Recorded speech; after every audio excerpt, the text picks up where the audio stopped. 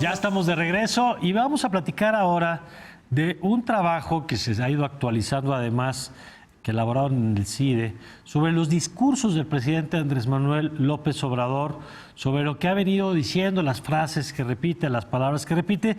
Y para hablar de ese tema, me acompaña aquí en la mesa de la hora de opinar Sebastián Garrido, el doctor Sebastián Garrido, profesor e investigador del CIDE. ¿Cómo estás? Qué gusto. ¿Cómo te va? Oye, a ver, primero cuéntanos de este ejercicio que están haciendo, que me parece interesante. Yo no sé si hay antecedente de un análisis de discurso de estas características en México. No lo conozco y te cuento un poco el contexto. Para los 100 días de gobierno del presidente López Obrador, Carlos Bravo y yo nos dimos a la tarea de analizar los discursos que había pronunciado hasta entonces, que eran más o menos 76. Encontramos diversas cosas que publicamos en su momento y lo que te vengo a platicar hoy es una actualización de este análisis. Me decías que cubre desde el primer discurso hasta el de domingo pasado. Así es, cubre 106 discursos pronunciados en 134 días, desde el 1 de diciembre de 2018 hasta el 14 de abril pasado. A ver, ¿qué encuentran en los...? Bueno, de entrada me decías que hay que distinguir entre conferencia y discurso, porque parece que tienen usos distintos. Sí, nos da la impresión después de este análisis, y lo confirmo después de la actualización, de que el presidente utiliza estas dos herramientas de comunicación de manera muy clara y muy diferente. Las conferencias son, nos parece, para atender la coyuntura y para marcar la agenda cotidiana, y lo logra con mucho éxito. Ha enfrentado algunas dificultades, como las del viernes pasado, pero por lo general es el que tiene el control. Los discursos, por otro lado, han sido más bien un mecanismo para diferenciarse de administraciones anteriores, para dar a conocer los primeros resultados de sus políticas y para dejarle muy claro a la población cómo se están beneficiando en este gobierno. O sea, tiene, digamos, aparte, si la mañanera tiene como destinatario en buena medida los medios, el discurso es la opinión general, ¿no? La opinión general y sus electores. Y los electores. ¿No? ¿Qué elementos se encuentran en el discurso? Yo el otro día, platicando con unos alumnos en la Iberoamericana, me decían, es que hay una relación amor y odio de pronto los analistas con el presidente, y yo la comparto en el sentido de que hay cosas que me preocupan mucho, platicamos en la mesa en otros temas, el tema del respeto a las leyes, en fin, pero le reconozco una capacidad comunicacional como no le había visto ningún otro actor político en este país, y parte de eso es su capacidad de ser redundante sobre ciertas ideas, sobre ciertos mensajes. Ustedes se dieron a la tarea además de ponerle numerito a esa repetición. Así es, bueno, mira, te cuento, ha pronunciado algo así como 290,000 palabras en estos 106 discursos. ¿En discurso? 190,000. 290,000 palabras más o menos, un poquito menos. ¿Eso a qué equivale? Eso equivale a 2,725 palabras por discurso, o para agarrar textos que son conocidos en general, el Nuevo Testamento en su versión en inglés tiene 185,000 palabras, es decir, 100,000 menos de las que ha pronunciado López Obrador. La Constitución mexicana tiene 73,000, es decir, el presidente ha pronunciado ya cuatro veces la cantidad de palabras que están en la Constitución. Su discurso más largo, hasta hace unas semanas, era la toma de protesta, pero cuando rindió su informe de los 100 días, ese se convirtió en su discurso más largo. Y su discurso más corto también es un discurso que muchos recordarán, porque es cuando se inaugura el estadio de los Diablos Rojos. Es corto, digo, por el lugar, pero además por el abucheo. Exactamente, solo 150 palabras.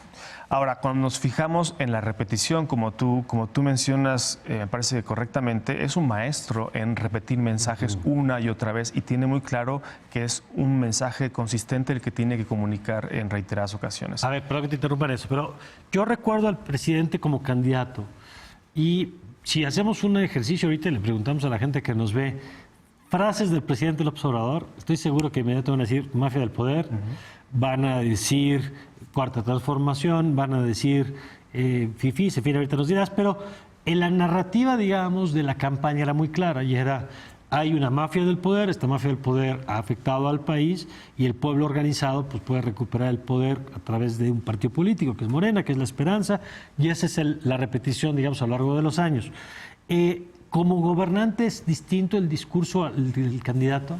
En algunos aspectos. Mira, si analizas únicamente palabras por separado, lo que encontramos es que hay 7 palabras que pronuncia 1,000 o más veces, que son va, vamos, 1,000, van, pesos, pueblo y México. Ahora, es interesante porque 3 de estas 7 palabras se refieren a una acción. Va, vamos y van.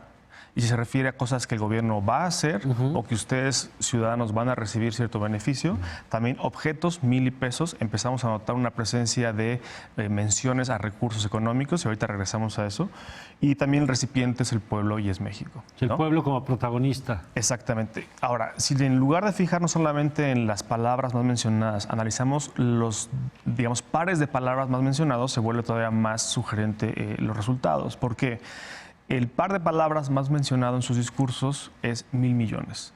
Lo pronunció 364 veces en 83 discursos.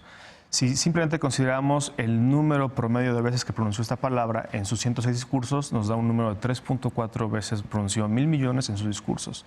Menciona también en muchas ocasiones... ¿Y por qué? ¿A qué se refiere ese...? ¿Por qué? Porque creemos que hay 3 motivos. El primero es, en constantes ocasiones hace referencia a acciones que él presupone son actos de corrupción de las anteriores administraciones y que involucraron miles de millones de pesos. Un ejemplo. O puede ser actos de corrupción o simplemente mal uso de recursos públicos, como el gasto para los seguros de salud de los altos funcionarios en las anteriores administraciones. Ahí una vez menciona que se gastaron 5,000 millones de pesos. Otro caso más habla de la corrupción, cómo se gastaban miles de millones de pesos en medicinas y sin embargo no hay medicamentos en los hospitales. Eso es como un primer grupo. Segundo motivo por el cual suele utilizar cifras cotidianamente en sus discursos es para ejemplificar los cambios que ya se empiezan a percibir. Me parece que un ejemplo muy claro es el del combate al huachicol. En reiteradas ocasiones la línea discursiva fue el ahorro, ¿no? Y sigue siendo el ahorro. No es la efectividad del combate, no es lo bien planeado que además estuvo. es un término, yo alguna vez lo platicaba, si yo salgo hoy de mi casa y regreso a mi casa y no me robaron, no digo que me ahorré lo que traía en la cartera. Pues no me ahorré nada, simplemente no me lo quitaron. Sí. ¿No? Si yo tengo 100 pesos y regreso con 100 pesos, no ahorré nada, es lo que ya tenía. Pero él plantea en términos de un ahorro lo que se dejan de robar. Exacto. Entonces, digamos, ahí está un referente de cómo la política pública que él ha implementado genera ahorros. Otro es más bien mostrar cómo la política pública cambió, cómo el gasto en programas sociales aumentó significativamente. Ahí hay muchísimos ejemplos, te menciono uno, el presupuesto para el programa de Jóvenes Construyendo el Futuro, 44,000 millones de pesos, lo ha reiterado en muchísimas ocasiones. Tercer motivo por el cual creemos que hace uso recurrente de cifras es para decirle a lo que él llama el pueblo, las ciudadanas y los ciudadanos, pero que él prefiere referirse como pueblo, cuáles los beneficios que van a recibir de manera tangible. Y ahí todo el tiempo le está haciendo referencias a las becas. Benito Juárez van a ser de 1,600 pesos cada 2 meses, o Jóvenes Construyendo el Futuro van a recibir 3,100 pesos al mes, etcétera. Así como está esta combinación de palabras, ¿qué otras repite? Digamos, nos concentramos mucho en estas porque son las que ocupan como el top 10, ¿no?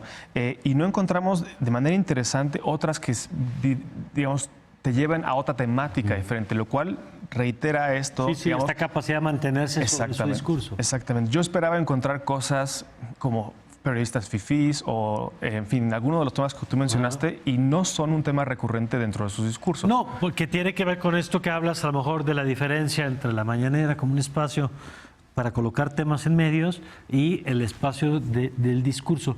¿Qué te llama la atención cuando ya tienes la película completa de las estrategias? Hay que recordar que además todo actor político, su materia prima es el lenguaje. Y lo que tiene el presidente López Obrador, que yo no le había visto a otro actor, es uno, incorpora términos de lenguaje popular en su lenguaje político. Por ejemplo, en lugar de hablar de microcréditos, habla de tandas. En lugar de hablar de subastas, habla de tianguis. Y luego lo que hace además es que el lenguaje popular lo vuelve... El lenguaje político lo vuelve parte del lenguaje popular, el me canso ganso, el avión que no tiene ni Obama, es decir, tiene esta capacidad de reciclar, tomar elementos y luego devolverlos a la sociedad, que críticos o no críticos terminamos incorporando. Sí, sin duda, sin duda. Una cosa también que yo encontré en la primera parte del análisis, cuando nos concentramos los 100 días, ahí tuvimos oportunidad de comparar lo que había dicho el presidente López Obrador con el presidente Calderón. No con Peña porque por algún motivo no están sus discursos ya en la página de presidencia. Pero en esa comparación surgen cosas interesantes. López Obrador, hasta los primeros 100 días, pronunció menos discursos que Calderón. Claro, López Obrador Claro, porque acompañaba tenía las mañaneras. 2 horas al día de Exacto. discurso en ¿no? los Entonces no medios. necesitaba quizás tantos espacios. Claro. Y también hay una diferencia en el tipo de lugares donde se presentan a hablar. El presidente Calderón se concentró sobre todo en espacios con representantes de gobiernos extranjeros Ajá. y también con representantes de empresas. Que además hay que recordar que esos primeros 100 días del presidente Calderón están marcados por el conflicto postelectoral. Exactamente. Y el tema de que donde se paraba había bronca. Exacto. Entonces eran espacios muy controlados. Casi todos los discursos del presidente López Obrador son en plazas, donde se reúne con la población y donde tiene probablemente su mejor espacio para comunicarse y donde se siente más como tranquilo, ¿no? Y es interesante quizá, a lo mejor con un segundo momento, porque es un análisis de palabras, ¿no? Sí. Fundamentalmente. La iconografía que acompaña la comunicación gubernamental. Yo he visto pocas veces un gobierno que tenga, todos tienen atrás la mampara y el tema del Pacto por México, que era como muy teatral, las filas, ¿no?, de políticos de todos los partidos. Pero esta idea, por ejemplo, de los expresidentes, de Madero, de Juárez, de Lázaro Cárdenas atrás, es decir, hay toda una iconografía que acompaña el discurso. ¿Qué tanto, por ejemplo, términos como cuarta transformación aparece?